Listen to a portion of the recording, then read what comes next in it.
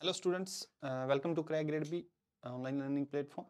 So today in this video we are going to discuss about the RBI Grade B 2025 recruitment, how vacancies are being calculated, what is the process, क्या process follow करता है RBI, because बहुत सारे rumours है grade B grade A आने के।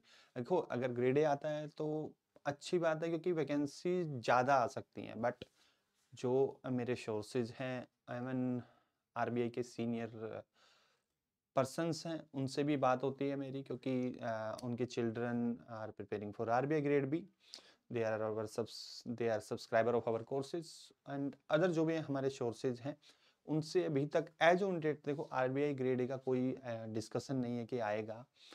Maximum chance यही है कि ग्रेड बी आएगा। अगर ग्रेड ए आता तो अच्छा भी है क्योंकि number of vacancies will increase, but grade B आएगा यही है as on date. And vacancies कम लास्ट ईयर की तरह ही रहने की प्रोबेबिलिटी है, और कैसे कैलकुलेट होता है ये मैं डिस्कस करूंगा इस वीडियो में। अभी हमारा 25 के कोर्स अगर सब्सक्राइब करना चाहते हैं, परसों से ही लाइव क्लास शुरू हुई है हमारी 25 से।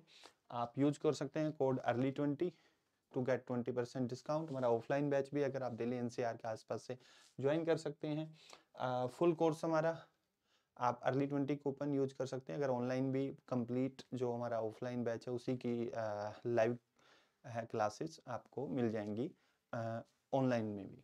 ठीक है, तो डिटेल में डिस्कस करते हैं। अभी एक RTI सर्कुलेट कर रहा था, अभी RTI सर्कुलेट हो रही थी टेलीग्राम पे, तो इसी से रिलेटेड चीज़ें हैं, यहीं से ली हैं मैंने ये चीज़ें। कि जैसे ग्रेड F में आपका 133, इसको थोड़ा जूम और कर लेता हूँ। ठीक है, ग्रेड F में 133 सैंक्शन स्ट्रेंथ है, करंट स्ट्रेंथ या एक्चुअल स्ट्रेंथ है। देखो डिफरेंस 4 है, सॉरी ये नेगेटिव है, ये ज़्यादा है, ये सारे प्लस में आएंगे। ठीक है, क्योंकि ये 4 ज़्यादा है, करंट स्ट्रेंथ है जो सैंक्शन स्ट्रेंथ से। अगर हम ग्रेड D से E की देखेंगे तो 20 ज़्यादा है। बाकी RBI की देखें तो ग्रेड C और ग्रेड B की और ग्रेड C की अगर हम देखें तो 3673 सैंक्शन स्ट्रेंथ है और 3584 है, बट डिफरेंस कितना है 89 है।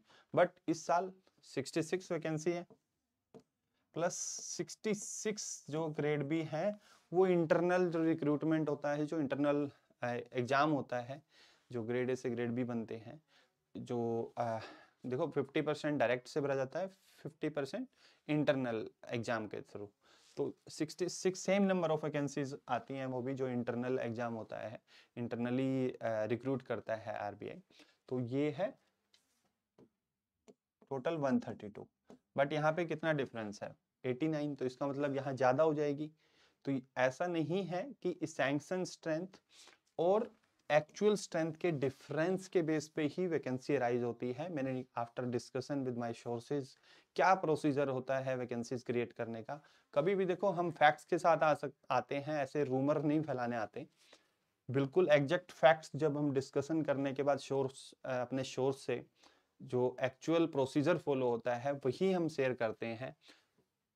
जो भी आपकी सैंक्शन स्ट्रेंथ और इसका डिफरेंस रहेगा 31 मार्च के बाद, मतलब फाइनेंशियल ईयर क्लोजिंग पे जो भी डिफरेंस रहेगा, सैंक्शन स्ट्रेंथ और current strength grade C B की इकट्ठी कंसीडर की जाती है।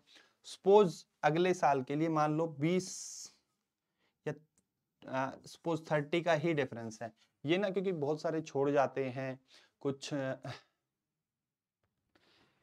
कुछ यहाँ से इसमें चले जाते हैं। ग्रेड C से अभी प्रमोशन का दिसंबर एंड या जनवरी के फर्स्ट वीक तक प्रमोशन का रिजल्ट आ जाएगा। अभी प्रमोशन एक्सरसाइज चल रही है, C से D, D से F, DE से F की कैटेगरी में प्रमोशन हो जाएंगे कैंडिडेट।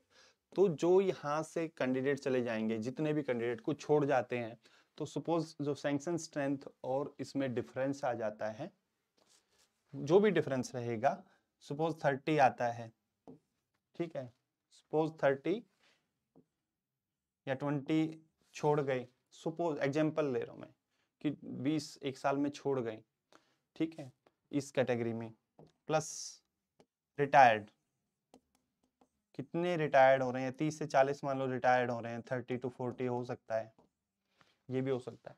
तो इन सबको मिला के प्लस में इंडेंट रेज किया जाता है, हर डिपार्टमेंट हर रीजनल ऑफिस से इंडेंट आता है कि अगर हमको इतने न्यू रिक्वायरमेंट है या जो भी है, तो वो रिक्वायरमेंट आती है प्लस में न्यू रिक्वायरमेंट। अगर न्यू रिक्वायरमेंट है, पिछले 3-4 साल में ज्यादा इसलिए आई थी कि डिपार्टमेंट ऑफ सुपरविजन में अगर हम देखें तो कोऑपरेटिव बैंक भी ऐड कर दिया गया था आरबीआई के अंडर में, अर्बन कोऑपरेटिव बैंक्स को भी तो उस वजह से डिपार्टमेंट ऑफ सुपरविजन ने बहुत सारा रिक्रूटमेंट के लिए इंडेंट दिया था। तो उस वजह से लास्ट 3 इयर्स में, इससे पहले के 3 इयर्स में जो बहुत सारी वैकेंसीज आई थी, उसका रीजन ये था, एक साल कोविड के टाइम पे एग्जाम भी नहीं हुआ था, दूसरा रीजन वो भी था। तो आपकी जो है ये समझ लो कि कितने लोग प्रमोट हो जाएंगे, बी और सी जो है उससे डी में चले जाएंगे। नंबर 1 तो ये कंसिडर होगा। नंबर 2 कितने लोग रिजाइन कर जाते हैं इसमें, प्लस रिटायरमेंट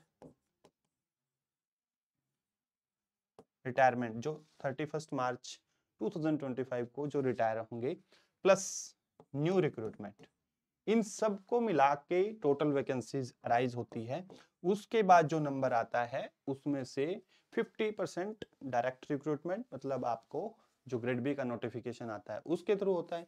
50% आपका जो इंटरनल उनका एग्जाम होता है उसके थ्रू फिल किया जाता है, या प्रमोशन से लगा लो ग्रेड ए से ग्रेड बी के लिए। ठीक है, वो भी एग्जाम होता है उनका, उसमें भी 2 कैटेगरी होती है अलग अलग। ठीक है, तो वो फॉलो होता है। ऐसा नहीं है कि सिर्फ ये आपने देखा, किसी ने ये देखा और रूमर फैला दिया कि ग्रेड बी नहीं आएगा। ये आज की डेट में, कल की डेट में ऐसा कोई रूमर नहीं है कि ग्रेड ए आएगा। As on date grade B ही है, कि ग्रेड बी ही आएगा। जो मेरा डिस्कशन हुआ है मेरे सोर्सेज से, अगर कोई भी अपडेट आएगी आई विल शेयर। अगर ग्रेड ए आता तो अच्छी बात है, क्योंकि देखो यहाँ पर बहुत डिफरेंस है, ह्यूज डिफरेंस है, तो ज़्यादा वैकेंसी आ सकती हैं। अगर ये इस डिफरेंस को फिल करना चाहें तो ये एक बेनिफिट हो सकता है स्टूडेंट्स को, क्योंकि ग्रेड भी आएगा, वैकेंसीज भी कम आएंगी।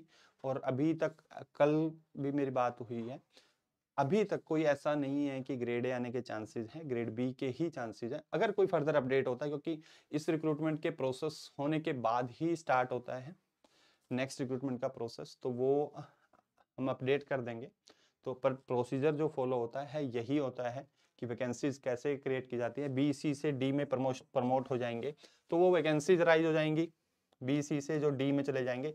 ये अभी जनवरी 25 में ही पता चल जाएगा कि कितने लोग बी सी से डी में प्रमोट हो रहे हैं, कितने लोग रिजाइन किया है, कितने लोग रिटायर हुए हैं, और कितना न्यू रिक्वायरमेंट है डिपार्टमेंट्स में। ठीक है, तो वो चारों को मिला के वैकेंसीज को कैलकुलेट किया जाता है, उसके बाद पब्लिश की जाती है।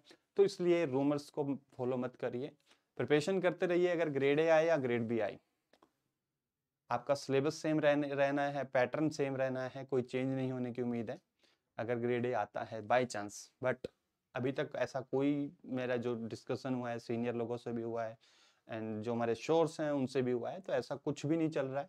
HRMD ने अभी तक ऐसा कोई प्रोसेस नहीं स्टार्ट किया है। ठीक है, तो हम फॉलो करते रहिए, अपना पढ़ाई पे फोकस करिए, अफवाहों पे ध्यान मत दें, और रेगुलर अपडेट्स के लिए, जेन्युइन अपडेट्स के लिए हमें फॉलो करते रहिए। Thank you.